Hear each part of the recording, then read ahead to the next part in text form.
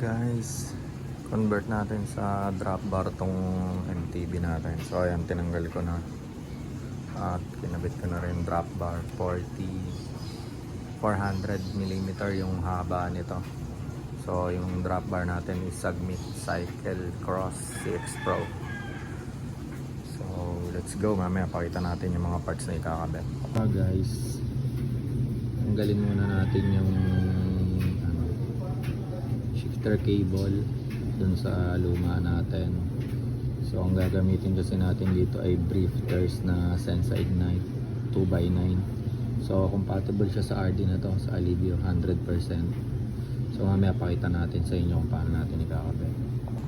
So ngayon guys, tanggalin natin yung hydraulic brake kasi papalit natin dito ay mechanical brakes. So yung hydraulic natin hindi na natin siya magagamit kasi yung shifter na ipapalit natin or drifters ay pang mechanical lang. So mamaya pakita ko sa inyo ano yung gagamitin nating mechanical brake calipers na dual piston. Palasin muna natin to. Let's go. So ayun guys, natanggal na natin. So naka internal cable na pala to. Papasukan natin siya ng bagong brake cable housing. Let's go. So guys, ito yung mechanical brakes na ipapalit natin. I-zoom. So dual piston siya na mechanical. So kapit muna natin. Let's go. So ito na yung drifters natin guys, Sensa Ignite. So install muna natin siya. 2x9 speed. Kasama na yung shifter cable yung pag binili nyo guys. So buuin muna natin. Let's go. So install natin yung brake cable guys. Kailangan ito yung matitirang ulo nya. Pang road bike yung pinaka-end. So ginupit natin yung kabila. So pasok natin siya dito sa butas.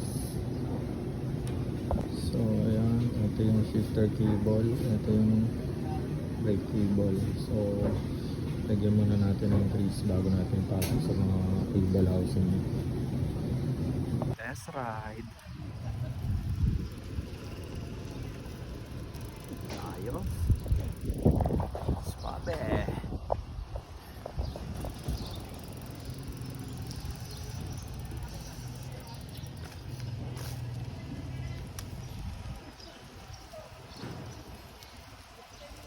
So what's up guys? So ayun, natapos na natin i-convert yung MTB natin sa drop bar.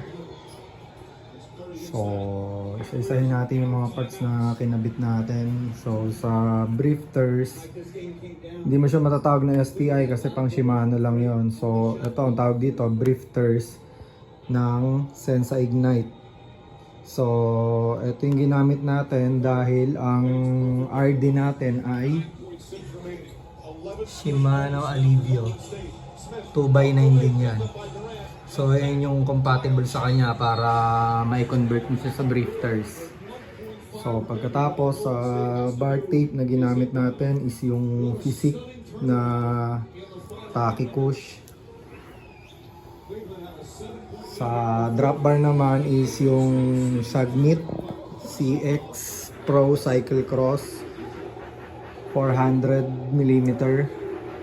Tapos naka flare din siya siguro mga, hindi ko sigurado kung 10 degrees yung flare nito.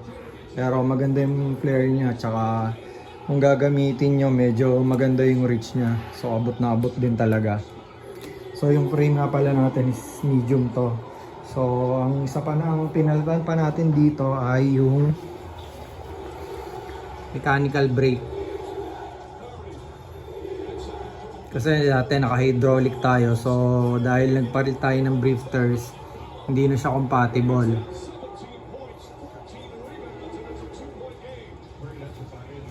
Yan.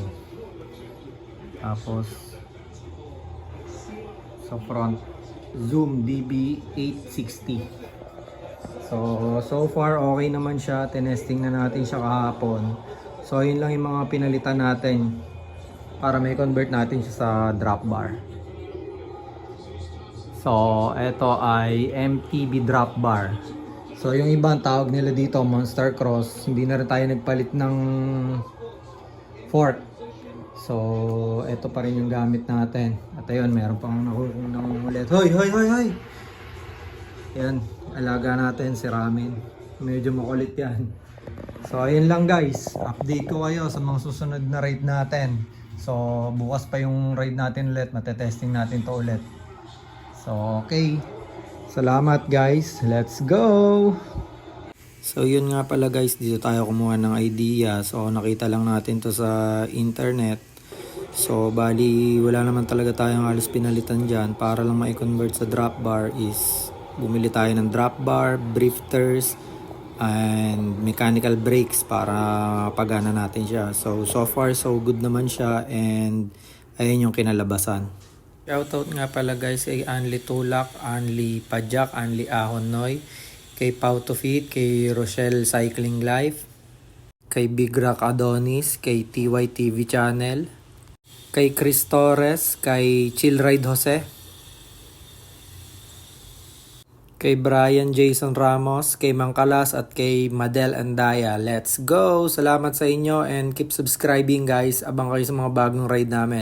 God bless and ride safe always guys.